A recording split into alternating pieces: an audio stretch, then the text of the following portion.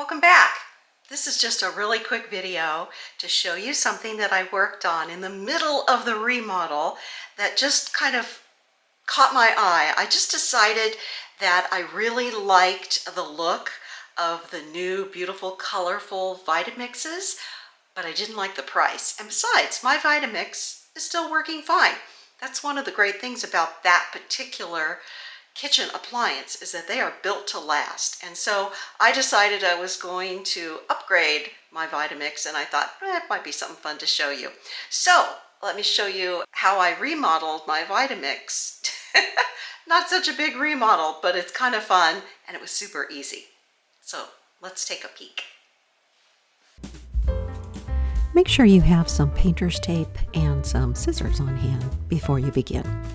And also, you'll want to wipe down your Vitamix, making sure that there's no grease or fingerprints or anything like that. It will just make everything stick better. Not only will you be taping it off, but you'll be painting it, and you'll want this paint to stick. I made sure that I picked up the kind of paint that does stick to plastic. Not all paints do, so make sure you're paying attention to that. And we also opted to put a couple of light coats on the Vitamix. Once it was completely dry, I left it outside in the sun.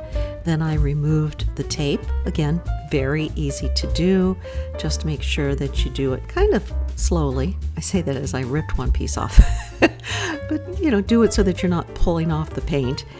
And then what you're able to do is see if you have a little bit of paint sticking to part of the machine that you don't want. You can always take care of that later. So at this point, you want to make sure you get all the sticky tape off of the front and the top. Opt to tape up the cord.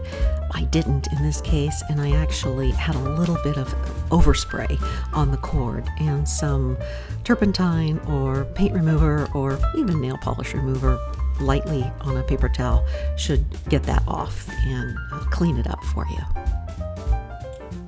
Now, if there are any spots, you see me kind of poking at it there, you can always come back with a little razor blade and clean that up. I had put cotton into those little holes so that when I come back later to put the rubber seal on it, there was no paint in there. I don't need to be painting the inside of the machine. You can see that I also taped the front, the little sign that says Vitamix. I just kind of like that, so I taped that off too. But that's up to you. If you want it to be real sleek and it doesn't have any words on it at all, you can paint over it. I wanted to see the words Vitamix. You can see I had this little tiny plug. I don't know what it was for, but it was a little tiny piece of rubber that goes in the side. And so I made sure I put that back in before I put the black rubber seal on top. You can see it turned out pretty good. It's nice and shiny. It's the color I like.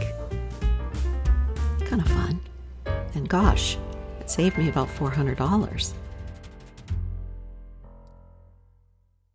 So the last thing I'm going to do is take a little razor blade and clean up a little bit of the paint that I probably just didn't tape it that well. And so I'm going to clean up the edges, and my Vitamix will be ready to sit on the counter with all my other blue stuff in the kitchen. Okay, hope you had fun with this, and I will see you next Thursday. If you haven't subscribed, I would love to have you join me each week. I drop a video on Thursdays, and I welcome all of your subscriptions because it helps me grow my channel. Have a good week. I'll see you next Thursday. Bye.